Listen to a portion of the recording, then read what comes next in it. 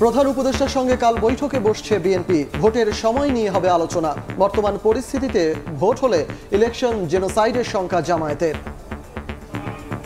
যেহেতু এই নির্বাচন ঘোষণার দায়িত্ব এখন সরকারের, আগামীকাল আপনারা জানেন যে প্রধান উপদেষ্টার সঙ্গে আমাদের একটা আলোচনা আছে, আমরা সেখানে প্রসঙ্গ নিয়ে আলোচনা করব। আজকে দেশে স্থিতিশীলতা বিনষ্ট হচ্ছে, এর জন্য ফ্যাসিস্ট যে রেজিম ছিল সেই রেজিমই তার জন্য দায়ী। হাসিনার পাতা ফাঁদে আমরা যেন ফাঁদে পা না দিই। মৌলিক কিছু সংস্কার করতে হবে, না করলে সুষ্ঠু নির্বাচন করা সম্ভব না। এই অবস্থায় যদি একটা নির্বাচন দেওয়া হয়, এটা নির্বাচনের জেনোসাইড, নির্বাচন গণহত্যা হবে, আমরা এটা চাই। নির্বাচনে কোনো দলের পক্ষে বিপক্ষে না দাঁড়ানোর ঘোষণা সিইসির। কমিশনকে রাজনৈতিক প্রভাবমুক্ত রাখার আহ্বান।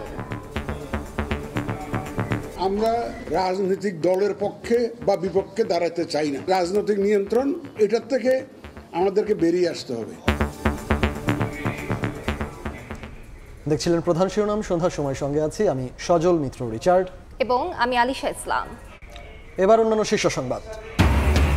অপারেশন ডেভিল হান্টে গাজীপুরে আটক 85। হত্যা চেষ্টার মামলায় রিমান্ডের সাবেক ডিআইজি মোল্লা নজরুল। শয়তান শেষ না হওয়া পর্যন্ত অভিযান, জানালেন স্বরাষ্ট্র উপদেষ্টা।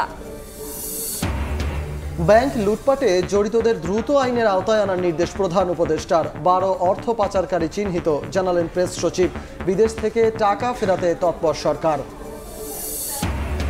আওয়ামী লীগ আমলে পাঠ্য বই ছাপাতে ভারতের প্রেসকে একচেটিয়া কাজ দেওয়ার অভিযোগ। এনসিটিভিতে দুদকের অভিযান, অনিয়মে জড়িতদের খুঁজে বের করার ঘোষণা। এবং ফ্যাসিস্ট সরকারের নতজন পররাষ্ট্র নীতির কারণে আলোর মুখ দেখেনি তিস্তা চুক্তি, মন্তব্য আসিফ মাহমুদের। ভাঙন রোধে নেওয়া হচ্ছে ব্যবস্থা, জানালেন পরিবেশ উপদেষ্টা।